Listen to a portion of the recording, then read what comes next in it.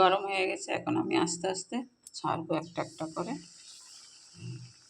এটার ভিতরে দিয়েছি, আগের ভিডিওতে তো বলেছি, তারপরে আবারও বলছি, চালের গুঁড়ো আর হলো ময়দা দিয়ে, কাঁঠাল দিয়ে, কাঁঠালের রসটা নিয়ে, কাঁঠাল দিয়ে আর চিনি দিয়ে আর কয়টা তোমার কাজুকে গুঁড়া করে দিয়েছি।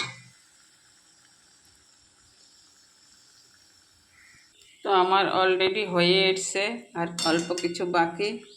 তো ছোটোবেলা যখন মা বানিয়ে দিত তখন মাকে জিজ্ঞেস করতাম, মা এটা কি?